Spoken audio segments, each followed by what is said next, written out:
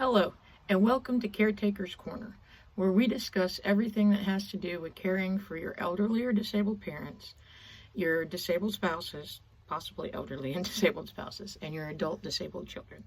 I'm CJ, and I'm here to help facilitate the discussion in this area. Specifically, this is towards Gen Xers, millennials, your older Gen Zs.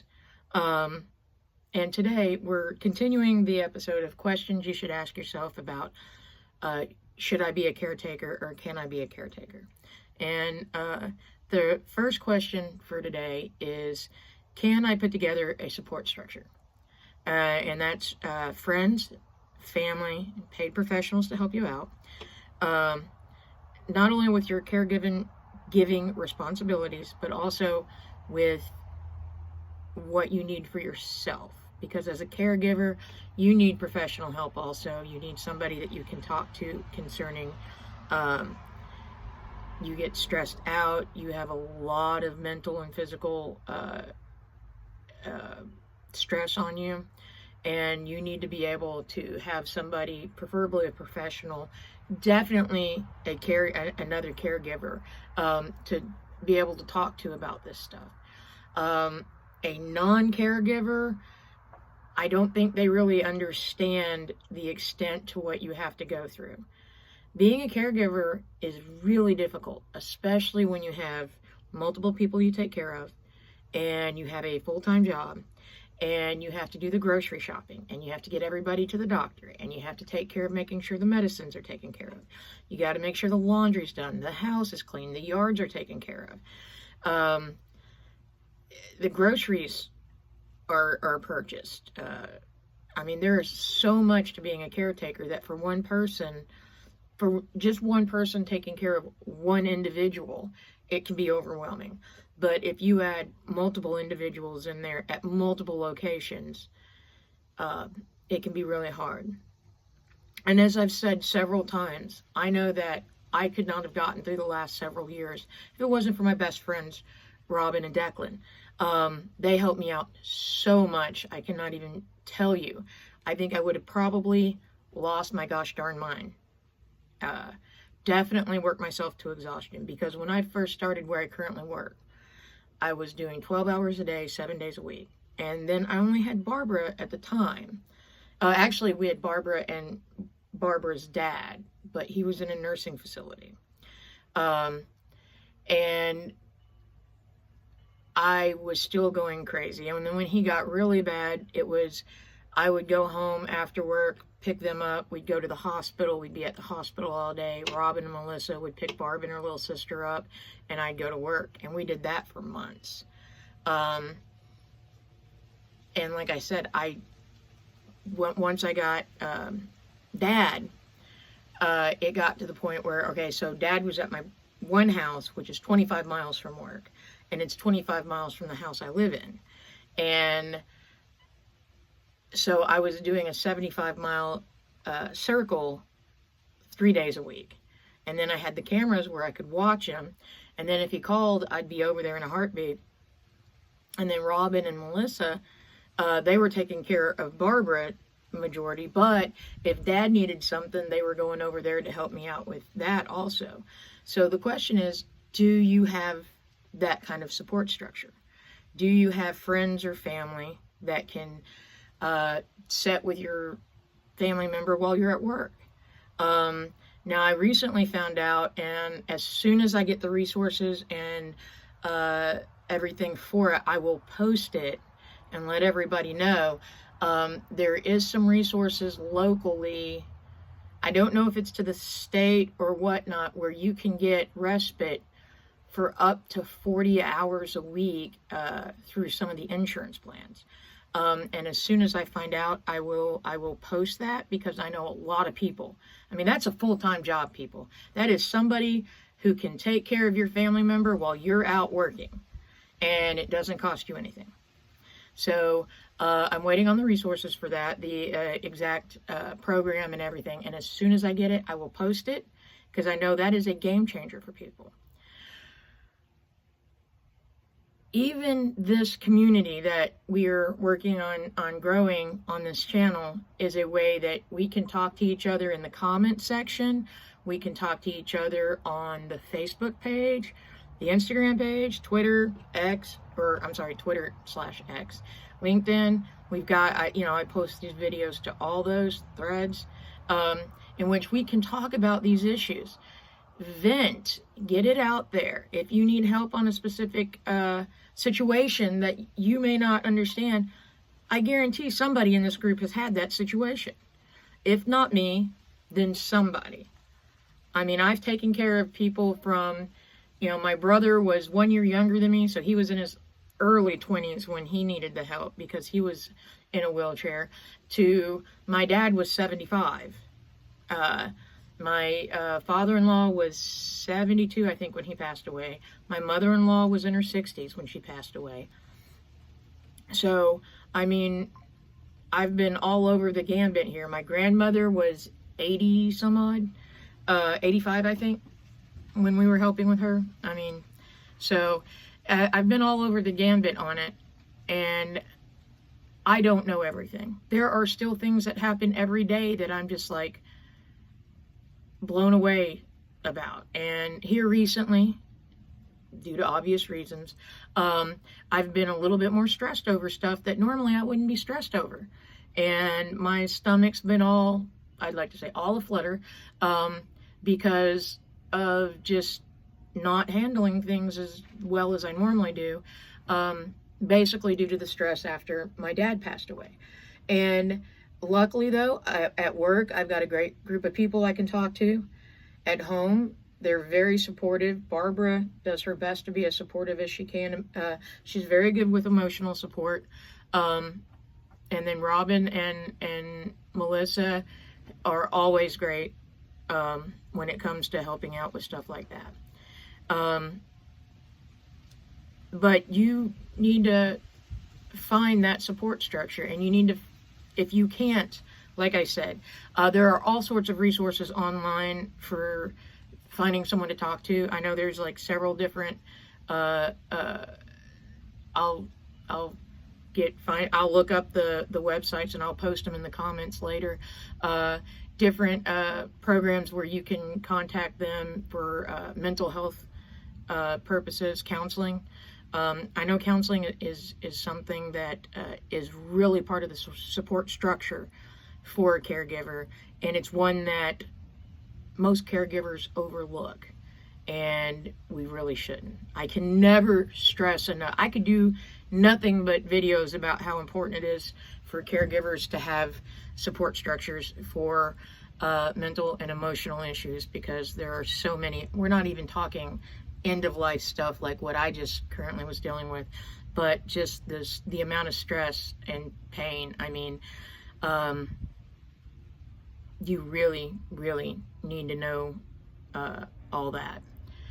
So the second question I was going to, that I'm going to discuss is, what happens to your family member once you are unable to provide for their care? Whether this is due to financial reasons, whether it's due to your own health, to their health getting so bad that you can no longer take care of them. I have done a video before about, and I'll try and link it like at the end of this video, about having that conversation with them. But you do need to go, I always suggest going and talking to nursing homes, several different nursing facilities. If they have really good insurance or you can afford it, to have in-home care given, that is an option. That also goes back to the support structure, because you can always get the support structure with those folks coming in and helping you, and that allows your family member to be able to stay at home longer. Sometimes the medical needs just get to be so vast that they have to go to a facility. I know we hated it with my mother-in-law and my father-in-law, but their needs started getting more than what we could handle. I mean, the simple fact is, you know, as a person, unless you're independently wealthy, you need to work. and you need to be able to make a living to support yourself and them. And sometimes the only way to do that is for them to be able to go into a facility that can help them. Whether this be a nursing home, a retirement facility, or something along that lines. Now, there are other options. Say you can't take care of them because you have to have a job. There are senior citizen facilities, like, I don't want this to sound horrible, but basically they watch them while you're at work. You can take them to the facility. They're there all day, and then you pick them up in the evenings, or you can have like we have like a Medicare vans that go around and will pick people up and take them to their doctor's appointments, and then to the senior citizen centers, and bring them home in the evenings. Now, there is a fee for that, but it's not really all that bad from what I understand. Now, this is secondhand knowledge, so but that might be an option to help you out if the reason that you can't take care of them is because you have to work. If it's because you are physically unable to take care of them because of your own deteriorating health, and let's face it, if you're a Gen Xer, you're getting up there. You're about 50-ish, somewhere around that. You're within what I think, like, the oldest is like 60 something. So you're getting up there yourself. And there comes a point where you may not be able to take care of your parent. You can barely take care of yourself. Your health is declining, and you have to make that decision, what is best for their care. And in that case, like I said, you have to have a talk with them. You have to point out the obvious. Sometimes they'll be like, I understand. Okay, let's go talk. Sometimes they won't. They will throw a fit. They will act like small children and possibly throw stuff at your cat. And then you have to move on from there.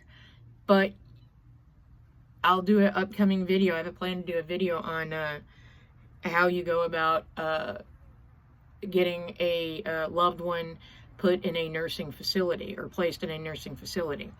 And not as easy as you think, by the way, if they do not want to go. Welcome to a wonderful place we like to call the U.S.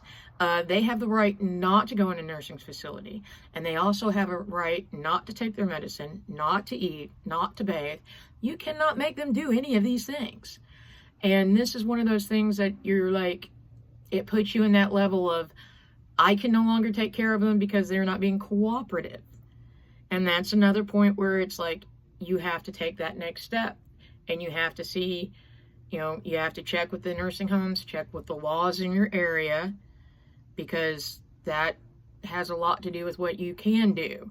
I mean, I know this sounds kind of vague on this, but a lot of it depends on what state you live in, what the laws are in the area that you live.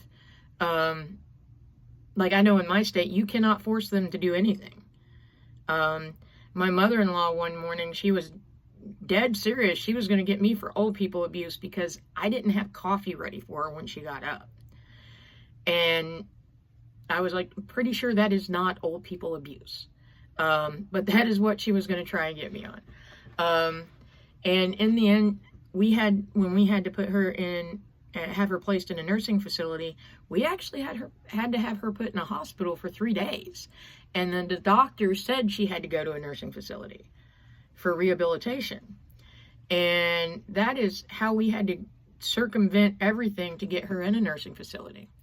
So sometimes it's just not easy to be a caregiver. There are a lot of issues that you have to go through. But it is one of the best things you can do looking back on it. At least doing your best. Now, no one's going to be able to stay till the end, I don't think. And if they are, God bless them, they're saints. I mean, Yeah, I took care of my dad till the end, but I wasn't expecting the end to be so abrupt. And sometimes we have to just do the best we can. I mean, I realize it sounds like I'm going around in circles, and I'm really sorry if I am. But you've got to be able to make that choice, whether it's just you can no longer do it, or they need more work than you're able to do. You need to write down a list of what you're able to do and what you're not able to do. You need to say, hey, this is because of financial reasons. This is because I physically can't do it. My mother-in-law was a large woman, and she could not walk, and she did not have the arm strength to lift herself. So Barbara, when she was still able to do it, had to lift her up and down every day, multiple times a day. Barbara today could not do that. Barbara a decade ago could not do that. So that was one of those things that was part of our decision-making process for that. So, and that's something as simple as just getting a person up out of bed. That's not including she was paraplegic, so literally everything she required, whether it was food, clothes, everything, had to be provided to her by somebody else. And there were 3 of us taking care of my mother-in-law and my father-in-law. And I couldn't imagine one person doing it. So these are things to keep in mind when you're making that decision. Can you do that? Can you bathe them? Can you feed them if they require to be fed? Can you lift them? Do you have the financial ability to keep them in your home? And like I said, right back to the first question, do you have the support structure to keep you going? Do you have a spouse that can help you? Do you have best friends that can help you? Are there other family members that are willing to come and babysit them while you're at work? Do you have the ability to have a professional come in and sit with them while you're at work?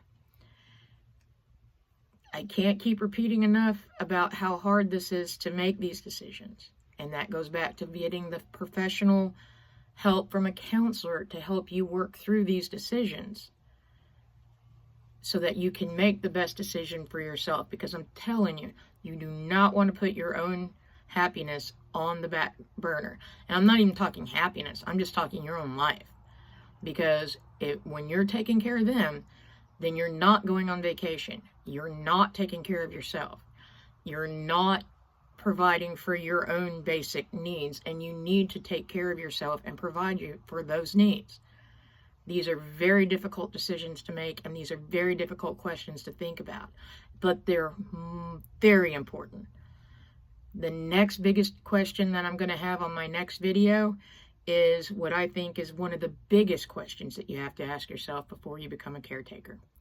Well, I hope this has helped out, and I can't wait to see you next week. I hope you please like, subscribe, and share. I would really love to see this community grow so that we can learn so much from one another.